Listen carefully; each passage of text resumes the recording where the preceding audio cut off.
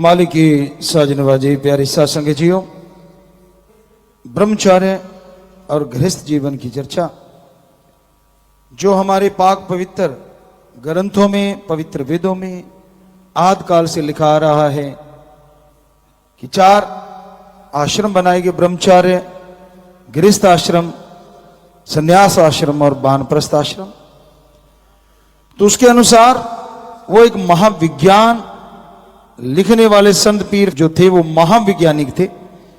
अगर आज विज्ञान की नजरिए से देखें तो उन्होंने बड़ा कुछ हमें दिया है। यहां तक ब्रह्मचर्य की बात पिछली बार भी हम इसी सब्जेक्ट को सुना रहे थे, आज भी बताना चाहेंगे कुछ और। फिर गृहस्थ आश्रम पे चलते हैं।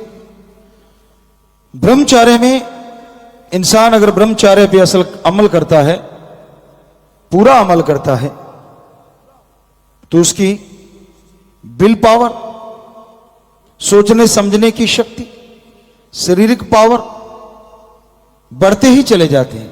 कैसे? इसकी वजह है डीएनए। बड़े से बड़ा साइंटिस्ट पूरे मनुष्य के शरीर को, यहां तक हमने सुना है 8-9% से लेकर 12-15% तक ही पढ़ पाया है। पूरी ह्यूमन बॉडी को कोई नहीं पढ़ पाया। तो डीएनए को पढ़ना तो दूर की बात है। और डीएनए सेल्स जिसमें बनते हैं या जो भी उसमें क्रिया प्रतिक्रिया होती है,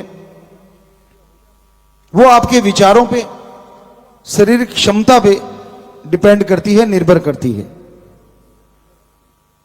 तो जब आदमी अच्छे विचारों में रहता है तो डीएनए में बहुत अच्छे चेंजेस आते हैं, प्रोग्रेस होती है पॉजिटिविटी की।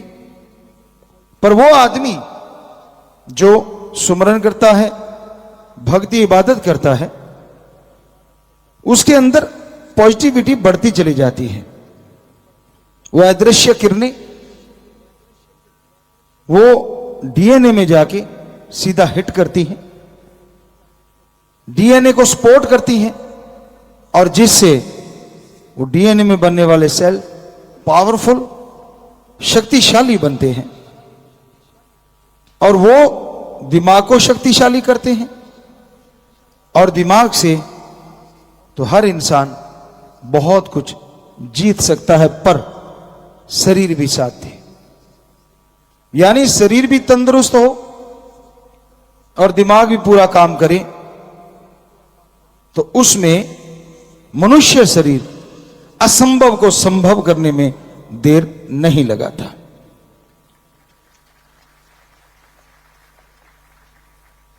कई बार होता है आपके दिलो दिमाग में नेगेटिविटी चलती है, मैं ये नहीं कर पाऊंगा, मुझसे ये नहीं होगा। यह स्थिति होती है जब आपका आत्मबल गिर रहा होता है। क्यों नहीं कर पाओगे आप? बड़े बड़े साइंटिस्ट हुए हैं, बड़े बड़े योद्धा शूरवीर हुए हैं, डॉक्टर हैं। क्या वो जन्म से ही डॉक्टर बन के आए थे?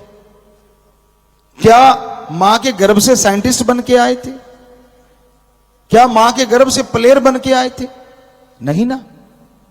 तो आप जैसे ही थे। अगर आपका तंदुरुस्त हो, आप सिर्फ मंदबुद्धि को छोड़ के अगर आप तंदुरुस्त हो तो दिमाग, शरीर लगभग सेम है। थोड़ा पतला मोटा हड्डियों का साइज हो सकता है, अदरवाइज कोई फर्क नहीं। तो इसका मतलब उन्होंने मां के गर्भ से बाहर आके मेहनत करी, पॉजिटिविटी को अपने अंदर पैदा किया। तो उसी तरह आप भी कर सकते हैं। फिर ये क्यों आता है आपके अंदर कि मैं नहीं कर पाऊंगा, मुझसे नहीं होगा, ऐसा हो ही नहीं सकता, कभी नहीं होगा? इसकी वजह वही आत्मबल का गिरना है। और जब आपके विचार ऐसे गिरे होते हैं तो डीएनए में जो सेल हैं वो बहुत वीक बनते हैं, उनमें क्रिया स्थिर होने लगती है और दिमाग में पॉजिटिव मैसेज नहीं जाता। तो इसके लिए सुमरन ओम हरि अल्लाह वाहिगुरु राम का नाम जपो, चलते बैठ के लेट के काम धंधा करते हुए ताकि उस डीएनए में पावरफुल मैसेज आए। और जैसे ही ये पावरफुल मैसेज आएगा तो क्या होगा, आत्मबल बढ़ेगा और फिर आपकी जुबान पे क्या होगा, कौन सा ऐसा काम है जो मैं नहीं कर सकता। ये विचार आते ही समझ लो आप आत्मबल की तरफ बहुत तेजी से अग्रसर हैं, बढ़ते जा रहे हैं। तो ऐसे विचारों को हमेशा अपने अंदर बुलंद रखने के लिए लगातार मालिक के नाम से जुड़े रहना होगा। वही एकमात्र तरीका है, एकमात्र उपाय है जो आपकी पॉजिटिविटी को कभी खत्म नहीं होने देता। कई बार होता है नौजवान बच्चे बेरोजगार हो गए, टेंशन हो जाती है, तब बहुत ज्यादा भटक जाते हैं। नशे का सहारा लेना, गुंडागर्दी का सहारा लेना, लोग उनका इस्तेमाल करने लग जाते हैं। बच्चों, आपकी अपनी जिंदगी है, फिर गुलाम क्यों बन रहे हो? क्या कहते हैं हमारे धर्म? पवित्र वेदों में साफ लिखा है, सारे धर्मों में लिखा है कि मनुष्य शरीर को जब बनाया गया तो भगवान ने, उस ओम ने, अल्लाह वाहिगुरु गौड़ खुदा रब ने सारे देवी देवताओं को बोला इस शरीर को नमस्कार करो। पूछा गया क्यों करें हम? तो जवाब मिला यही एकमात्र ऐसा शरीर है जो 84 लाख शरीरों में सर्वश्रेष्ठ अति उत्तम है, क्योंकि इस शरीर में आत्मा आके और चीज छोड़ो, अगर मुझे भी देखना चाहेगी तो मैं मृत्यु लोक में जाके उसे दर्शन दूंगा। तो आपका शरीर कोई आम शरीर नहीं है, बहुत ही पावरफुल है। आप यकीन नहीं आता, हाथी को इशारों पे नचा लेते हैं आप, सूंड जितनी ताकत नहीं आप में। अगर वैसे कैलकुलेट करके देख लो, सूंड के बराबर पावरफुल नहीं है बड़ा पहलवान भी, इतनी पावर है उसमें। पर आप उसके ऊपर बैठ के आराम से सफर भी करते हैं कब से, और उसको कंट्रोल करते हैं गाड़ी की तरह, जिधर मर्जी ले जाओ। फिर कहते हैं मांसाहारियों में शेर घातक है, बड़ा खतरनाक है, पर आज आदमी ने उसके भी नकेल डाल रखी है। सर्कस में आपने देखा होगा कैसे नाचते हैं उनके इशारों पे। तो इंसान सर्वश्रेष्ठ है भगवान की तरफ से। पर यह नेगेटिविटी बोलना कहना क्यों बढ़ता जा रहा है? इसके पीछे सिर्फ और सिर्फ एक ही कारण है, और वो है रुपया पैसा, नंबरों की होड़। रुपए पैसे के लिए आदमी के लिए बुरा सोचता है, गलत करता है, और इस रुपए पैसे की वजह से जो बच्चे बेरोजगार हैं उनको कोई गुमराह कर लेता है, अपने साथ चलने के लिए मजबूर कर देता है। हे बच्चों, सोच के देखो, भगवान ने आजाद शरीर दिया, सर्वश्रेष्ठ शरीर दिया, तो क्या गुलामी करने के लिए दिया है? नशे की गुलामी करते हैं आप। धन दौलत जमीन जायदाद किसी के पास ज्यादा हो उसकी गुलामी करने को तैयार हो जाते हैं। कोई पैसे दे, थोड़ा ऐशो आराम करवा दे, अच्छे कपड़े दे दिए, अच्छी जगह घुमा दिया और अच्छा खाना खिला दिया, जो गंदगी आप चाहते कहीं वहां उससे आपको रूबरू करवा दिया, और आपको लगा मेरे लिए तो ये भगवान है। चंद टुकड़े नोट के लगा के उसने आपको गुलाम बना लिया। भगवान ने आपको आजाद शरीर दिया था, आजाद। क्या आपका जमीर मर गया है जो आप झूठ पे झूठ बोलते रहते हैं? क्या आप जमीर मर गया है जो आप सोचने को मजबूर ही नहीं होते कि मैं गुलाम बनता जा रहा हूं? क्या आप इंसान हैं, कहीं रोबो तो नहीं? जैसा जिसने बटन दबाया वही बोला वही चला, वैसे ही किया। तो हे बच्चों, ऐसा कभी नहीं करना चाहिए। भगवान जी ने हमें 84 लाख शरीरों में सर्वश्रेष्ठ सर्वोत्तम माना है और बनाया है। तो बाकी शरीरों से कुछ अलग करके दिखाओ। खाना पीना आपका है, पशु पक्षियों का भी होता है।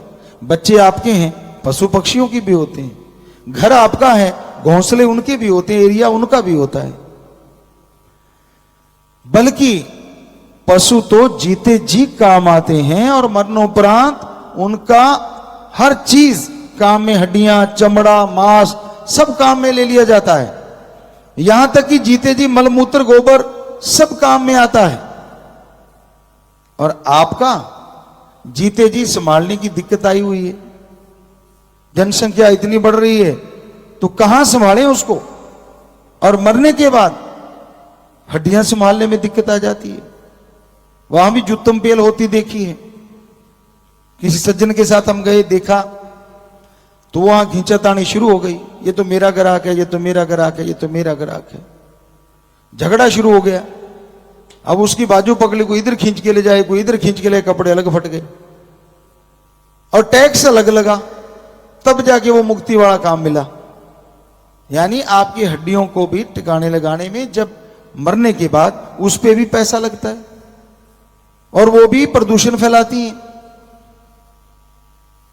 तो पशुओं से फिर बेहतर कैसे हो गए आप? एक और उदाहरण देना चाहेंगे जो आज के युग में बहुत हो रहा है। हमने देखा, पहले आपको पशु का उदाहरण देते हैं, ध्यान से सुनिएगा। राजस्थान में यहां हमने जीवन जिया, वहां मिर्ग वगैरह हर तरह के पक्षी रहते थे, और बहुत कम लोग मारते थे, चंद लोग होते थे, अदरवाइज मारते नहीं थे। हमारे जैसे लोग उनको बचाते थे। तो वहां पे नील गांव का झुंड बहुत तगड़ा हो गया। अब जब फसल होती थी तो फसल को नील गाय आके खा जाती थी। नाला खाड़ा होता है, वहां पानी लगाते, तारें लगा दी गई खेतों के चारों तरफ, लेकिन वो उनके नीचे से झुक झुक के, यहां से कहते नक्का यानी काट के पानी देने के लिए नाले को काटा गया था, उस जगह से झुक झुक के खेत के अंदर और खाना शुरू। और जैसे किसान आते तो वो भागते, अब भूल जाते क्योंकि पशुपन है, किधर से निकले, कहीं तो छलांग मार के तार के ऊपर से पार होते, डरते। हालांकि किसान कोई शोर नहीं मचाते थे, लेकिन डर ही ऐसा है। और फिर कोई उसके अंदर से निकल जाता। तो ऐसे ही हम एक बार खेत में गए तो वो नील गाय ने जंप मारा और उसके गले की साइड में तार लग गई। अब दर्द बड़ा हुआ उसे, ये देख के ब्लड गिर रहा है, बूंदें गिरती जा रही थी। तो शाम का समय था और हमने टीले थे वहां उस समय खेतों में, तो हमने धीरे धीरे टीलों के पीछे पीछे पीछे पीछे उस ब्लड का पीछा किया। तो आगे क्या था, टीलों के नीची जगह होती है, राजस्थान में बोलते हैं झोंक, ये टीला और ये टीले की झोंक है, नीची जगह। तो चुपके से देखा तो जिसके चोट लगी थी, ब्लड निकल रहा था, वो खड़ा हुआ था, टीले के ऊपर थे हम, वो नीची जगह पे थे, और बाकी उसके जितने भी साथी थे वो चारों तरफ से घेर के खड़े थे। और एक हो सकता है उनका डॉक्टर हो, ये तो राम ही जाने। वो गया और जीभ से लिपापोती शुरू कर दी। यहां से ब्लड निकल रहा था क्योंकि उसकी खुद की जीभ नहीं जा रही थी, तो आराम से ऐसे खड़ा है और वो जीभ से चाट रहा है, और चाटते चाटते चाटते चाटते कुछ ही देर में ब्लड बंद हो गया। ये राम जी ने हो सकता है उनको कोई ऐसा दे रखा हो, और उसके बाद वो अपना चल दिए जब उनका साथी ठीक हो गया। तो ध्यान से सुनिएगा, ये है पशु। अब जिसे कहते हैं आदमी और सर्वश्रेष्ठ, इसकी भी आंखों देखी सुनाएंगे आपको। हमने देखा कि एक बच्चा तड़फ रहा है बुरी तरह से, बुरा हाल है। ये हरियाणा का शायद तितरम मोड़ था, या हमें ख्याल में नहीं आ रहा। हम सत्संग करने जा रहे थे तो कोई गाड़ी नहीं रुक रही थी। हुआ ये कि उस बच्चे की टांग जो थी वो ट्रक के नीचे आ गई, और ट्रक भूसे से भरा हुआ था, बहुत ज्यादा हैवी था, और भी उसमें सामान था, कुछ लोहे का कुछ सामान ले जा रहे थे, जो भी था। तो वहां से लोग देखते और निकलते थे, साइड पे था वो ट्रक, तो ऐसे निकलते जा रहे थे और वो चिल्ला रहा था। तो हमने देखा बात क्या है, सत्संग करने जा रहे थे, हमने वहां गाड़ियां रुकवाई। अब देखा जैक लगा हुआ है लेकिन जैक काम नहीं कर रहा, तो उसका पैर फिर भी फंसा और वो चिल्ला रहा है बेचारा, बिल्कुल थक चुका था, बेहोशी की तरफ जा रहा था। तो हम भाग के गए, सेवादार भी चले गए साथ। कहने लगे जी अब कैसे करें, जैक तो लगा हुआ है, टायर तो उठ नहीं रहा। हमने कहा टायर की हवा निकाल दो। वो टायर की हवा निकाली, टायर अब ऑटोमेटिकली ऐसे किया, उसका पैर नीचे से निकल गया, उसका इलाज करवाया। तो थोड़ा सा इस बात पे आप ध्यान देना, पशु के चोट लगी, पशु इकट्ठे हुए, उसका इलाज कर दिया।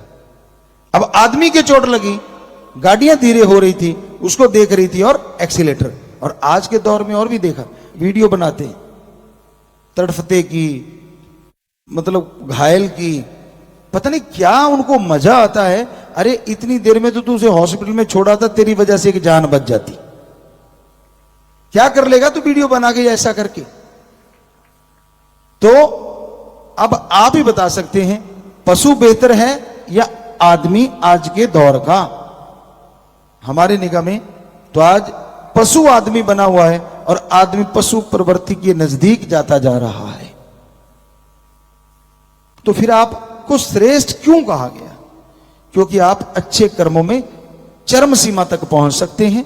आप राम का नाम लेके, ओम हरि अल्लाह वाहिगुरु का नाम लेके उसके दर्शन कर सकते हैं और उसकी भक्ति इबादत करते हुए आप आगे बढ़ सकते हैं। तो इस तरह से बच्चों, किसी का खिलौना मत बनना, सेल्फ कॉन्फिडेंस रखो, आत्मबल रखो, आत्म सम्मान के साथ जियो। उम्र तो राम जी ने लिख रखी है, श्वास लिखे तेरे श्वास गिरास, श्वास लिख के डाले हुए हैं, वो कम ज्यादा नहीं होते। समय पीरियड जो है वो आगे पीछे हो सकता है। तो आप जब तक मालिक ने लिखी है, आत्म सम्मान के साथ, बिना किसी गुलामी के, किसी भी चीज का गुलाम होना ही नहीं चाहिए। क्योंकि कई बार आदमी आदत डाल लेता है और वो इतनी पक्की हो जाती है और फिर उसके बिना रहा नहीं जाता। चाहे वो खान पान की आदत ले लो, कईयों को तो रोटी के बाद मीठा लेना ही लेना है, कईयों को होता है ये मैंने खाना ही खाना है। नहीं, अपने बिल पावर को इतना बुलंद रखो, ये नहीं मिलता तो इससे चला लेंगे काम, ये भी बढ़िया है, ये नहीं तो वो बढ़िया है। सो गुलाम तो बनो ना किसी चीज का, बल्कि आपकी चीजें गुलाम हो कि भाई आप अपनी इच्छा अनुसार अपने आप को बदल सकते हैं। यकीन मानी छोटी उम्र में जब आप ये शुरू कर देंगे ना करना, पूरी लाइफ में मजे लेंगे, खुश रहेंगे। तो आदमी को कभी भी अपने जमीर की आवाज को मारना नहीं चाहिए। कई बार जमीर की आवाज को लोग खत्म कर देते हैं। झूठ बोलना, कुफर तोलना, बातों का गलत मतलब निकालना, और उसका कारण क्या होता है? माया रानी, बुरा ना मनाना। अदरवाइज जमीर कहां मर गया इंसान का? वो सच बोलने से डरता क्यों है? किस लिए? हर आदमी कर्म करने का तरीका होता है। आप बच्चे हैं, पढ़ते लिखते हैं, स्कूल जाते हैं, कॉलेज जाते हैं। दुकानदार हैं, वो क्या करेगा? दुकानदारी का काम। अब जिम्मेदार हैं, वो जाके किसान हैं, वो अपने खेतों में अपना काम करेंगे। बिजनेसमैन, व्यापारी अपने व्यापार में जाएगा। तो अपने घर से इस तरह से हर कोई काम करने जाता है, क्योंकि वो घर का मुखिया है, उस पे सारे घर के खर्चे टिके हुए हैं, सारे घर की आमदन टिकी हुई है। दूसरे शब्दों में सारे परिवार की रोजी रोटी का सवाल है जी। जो बिजनेस व्यापार बड़े हो जाते हैं, बच्चों को तो एक मकसद होता है पढ़ाई अच्छी करनी है और पढ़ाई अच्छी करके अच्छे ऑफिसर रैंक तक जाना है। नहीं बच्चों, एक बात और याद रखना, सिर्फ यहीं बस ना करना, आपका फर्ज है पढ़ लिख के सबसे पहले इंसानियत को बुलंद करना, जो मरती जा रही है। इंसानियत ना मरने पाए। इंसानियत कहते किसे हैं? किसी को भी दुख दर्द में तड़पता देख के, किसी को मतलब पशु पक्षी परिंदा आदमी, किसी को भी दुख दर्द में तड़पता देख के उसके दुख दर्द में शामिल होना और अपने तरीकों से उसके दुख दर्द को दूर करने की कोशिश करना, यही सच्ची इंसानियत है, प्रभु का भी नाम लेना। तो इंसानियत के जज्बे को कभी खत्म ना होने देना। आप बिकाऊ नहीं होने चाहिए, बल्कि अनमोल होने चाहिए। अनमोल कौन होता है? जिसके कायदे बड़े होते हैं, जिसके अपने असूल ऊंचे होते हैं, पूरे समाज के लिए होते हैं। अब हर आदमी, जैसे आपको बोला दुकानदार ये करता है, खेतीबाड़ी वाला ये, बच्चे पढ़ने, तो हर कोई लगा हुआ है। ऐसे संत जब अपने घर में आते हैं, कहीं भी जाते हैं, उनका एक ही मकसद होता है जिंदगी का, सबका भला करना। हर कोई आता है जाता है अपने परिवारों को संभालने, तो संतों का परिवार तो प्रभु की सारी सृष्टि है, वो उसको सुधारने में लगे रहते हैं। कौन क्या कहता है, कौन क्या बोलता है, वो उसकी मर्जी। हर कोई मर्जी का मालिक है, कोई किसी को कुछ नहीं कह सकता। लेकिन संतों का मकसद एक ही होता है, सबका भला करना और सबका भला मांगना। क्यों? क्योंकि वो भगवान से बेइंतहा प्यार करते हैं। जो ओम हरि अल्लाह वाहिगुरु राम से प्यार करता है, वो उसकी बनाई सृष्टि से कभी नफरत नहीं कर सकता। चाहे कोई गालियां दे, चाहे कोई सत्कार करे, उनके लिए कोई मतलब नहीं इन चीजों का। उनका मकसद सबका भला करना है और सबको हाथ जोड़ना होता है कि भला आप भी करो, चलो समाज में मिलके चलें, पूरे समाज की सफाई करें, पूरे समाज में से बुराइयां निकालें, पूरे समाज की गंदगी को दूर करवाएं, सारे मिलके। तो यकीन मानो आप सबको वो असीम सुख मिलेगा, परमानंद मिलेगा, जिसकी कल्पना नहीं की जा सकती।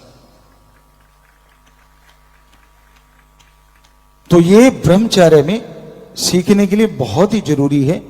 छोटी उम्र में इन बातों के आप धनी बन जाओ। यकीन मानो अपने आत्म सम्मान के लिए जीना कोई गलत जीना नहीं है, लेकिन यह मत सोचो कि हार गए तो सब कुछ ही चला गया। जी नहीं, जिंदगी में हार आएगी नहीं तो जीत की खुशी कहां से हासिल कर लोगे? जिंदगी में दुख आएगा नहीं तो सुख कैसे मिलेगा? कैसे महसूस होगा सुख क्या होता है? तो ये ईश्वर ने, भगवान ने ये गहने बनाए हैं कि दुख और सुख आता जाता रहता है। परमपिता शास्त्राम जी दाता रहबर ने एक भजन भी बनाया है कि सुख दुख दो गहने हैं जिसे हर जीव पहने हैं। कि ऐसा सुख का आना दुख का जाना, या सुख का जाना दुख का आना, ये लगा रहता है लाइफ भर। लेकिन सच्चे भक्तजन वो होते हैं, सच्चा इंसान वो होता है जिसको तमीज ना रहे। खुशी में इतने ना उछलने लग जाओ कि जब दुख आए तो संभाले ना संभले और बीमार पड़ जाओ, और दुख में इतने बीमार मत पड़ो कि जब सुख आए तो आप उठ ही ना पाओ, उसका स्वागत कर ही ना पाओ। तो चाहे दुख आए चाहे सुख आए, आदमी को तमीज ना रहे, उसे ही सच्चा भक्त कहते हैं, उसे ही कर्म योगी या ज्ञान योगी कहते हैं। तो ये ब्रह्मचर्य की चर्चा कर रहे थे, ब्रह्मचर्य आश्रम। इसके बाद आता है गृहस्थ आश्रम। गृहस्थ आश्रम में इंसान को संयम का प्रयोग करना चाहिए। क्या है ये संयम? क्या है संतोष या संतोख धन? अलग अलग धर्मों में नाम दिया गया है। जो आपके पास है उससे सुख लो और समाज को सुख दो। आपके पास जो नहीं है उसके लिए कड़ा परिश्रम, मेहनत, हक हलाल, दशानुआदि कीर्त, हार्ड वर्क करो और राम का नाम जपो। तो यकीन मानो नहीं है वो भी आ सकता है, पर जो है उसका सुख तो ले लो और समाज को दे दो। इसी का नाम संतुष्टि है, इसी का नाम संतोष धन है। संतुष्टि का मतलब ये नहीं होता कि हाथ पे हाथ धर के बैठ जाओ, जी नहीं। कर्म करते जाइए लेकिन ज्ञान जोगी बन के। बिना ज्ञान के कर्म अधूरा है। कर्म तो सारे ही करते हैं, जैसे आपको कल परसों बताया था, अब बकरी का गला काटता है वो भी कर्म है। कर्म का मतलब काम धंधा करना, कोई भी कर्म, फावड़ा चलाना ये भी कर्म है। किसी को गलत गालियां देता है तो वो कर्म, पर कि वो बुरा कर्म है। तो ये ज्ञान तो होना चाहिए ना, सही कर्म कौन सा और बुरा कर्म कौन सा है। इसलिए ज्ञान जोगी बनो और कर्म जोगी बनो, ये हमारे पवित्र वेदों में लिखा है। और सेम थिंग सारे धर्म में लिखा हुआ मिला। आज अगर साइंस की नजरिए 12,000 साल पुराने तो है ही कम से कम। धर्म की बात करें तो आदकल से चले हुए, आद काल से। तो उनमें जो लिखा है वो बाकी धर्मों में क्या लिखा है ऐसा ही लिखा है, बिल्कुल ऐसा कि मेहनत की खाओ, अल्लाह की इबादत करो और हक हलाल की खाओ, वही कर्म जोगी और ज्ञान जोगी। दशानुआदि कीर्त करो और वाहिगुरु का नाम जपो, गॉड्स प्रेयर करो और हार्ड वर्क करो। यानी सारे धर्मों में एक ही चीज है कि कर्म जोगी बनो और ज्ञान जोगी बनो। यकीन मानो जिंदगी में सुख आज नहीं तो कल जरूर आएंगे। दुख को देख के घबराओ ना, चिंता ना करो, किस पे नहीं आया, विष्णु जी के अवतार श्री राम जी, अगर वो दृश्य अगर याद करना चाहें, आप सोच के देखें, अपने बाप का अति लाडला प्यारा बेटा, पूरे अयोध्या का सबसे प्रिय राजकुमार, और जिसकी घोषणा होने वाली थी कि ये राजा बनेगा, और अगले दिन वो खड़ाऊं पहन के सारा राजकुमार वाला भेष तज के एक सादी धोती में, जिसे कहते हैं लट्ठा खद्दर कहें मलमल कहें, यानी सूती जो धोती पहन के वो जंगलात को जा रहे थे और 14 साल वनवास भोगी। तो आपा तो आम इंसान है, डरने की क्या बात। जब संत इतने बड़े बड़े महापुरुषों को नहीं छोड़ा, यहां बस थोड़ा ही ना हुआ, इस समाज ने किसको छोड़ा? सीता माता अग्नि परीक्षा दे दी, कोई छोटी मोटी बात नहीं होती अग्नि परीक्षा, बड़ा मुश्किल है, उसमें से आराम से निकल के आ गई, लेकिन जनता ने नहीं छोड़ा। इतने दिन रावण के पास रह के आइए वो इत्यादि इत्यादि इत्यादि, शोभा नहीं देता हमें बोलना, क्योंकि हम बड़ा सम्मान करते हैं हमारे जितने भी अवतार हैं संत पीर फकीरों का, पर समाज ने कसर नहीं छोड़ी। वो जो एक विष्णु जी के अवतार थे, वो भी सोचने को मजबूर हो गए कि मैं राज धर्म निभाऊं या पत्नी धर्म निभाऊं या इंसान का धर्म निभाऊं। तो आखिर उन्होंने फैसला लिया कि नहीं, राज धर्म निभाना ही पड़ेगा, जब पहले मुझे राज के लिए नियुक्त किया गया, क्योंकि कसम दिलाई जाती थी कि अब इस राज्य के राजा हो और सबसे पहले तेरा फर्ज है कि राजा के आपने धर्म का पालन करना है। उनको वो कसम याद आई, तो फिर लगा कि आज लोग बातें कर रहे हैं कि भाई इतने दिन वहां रहने के बाद भी इन्होंने रख लिया, हम कैसे ऐसे करेंगे, क्योंकि किसी ने गलत बोला, 100 चीजें बोली। तो उनको लगा कि अगर राजा की ये इमेज होगी तो बाकी समाज भी बदलेगा। कई राम जी को गलत बता देते, अज्ञानी लोग हैं, उन्होंने ऐसी ज्ञान की मर्यादा पुरुषोत्तम, ऐसे ही नहीं उनका नाम पड़ा। जरा सोच के देख लीजिए, कसम खाई थी कि सबसे ऊंचा रहेगा राजधर्म, जिसमें पूरी प्रजा का भला होना चाहिए। तब उन्होंने देखा कि अब अगर मैं सीता जी को रखता हूं तो बड़ा समाज में एक अलग हो रहा है चीज। तो उन्होंने फिर वहीं गुरुकुल में सीता माता को भेजा। आपस में कोई झगड़ा नहीं था, क्योंकि वो लक्ष्मी जी की अवतार थी, तो आपस में कुछ ऐसी चीज नहीं थी, खुशी खुशी वो गए। हालांकि वियोग वो एक अलग चीज होती है, वो अंदर ही अंदर उन्होंने जो सहा वो तो दुनिया ने नहीं देखा, उंगली उठाते तो मिनट मारा, क्या कितना वियोग सहा होगा। उनके बच्चा गर्भ में था, फिर भी उनको जाना पड़ा। तो कहने का मतलब, आम बच्चों ध्यान से सुनिए, सुख दुख आता जाता रहता है। सुख के दिन अगर सदा नहीं रहते तो दुख के दिन भी सदा नहीं रहते, ये दिमाग में याद रखा करो।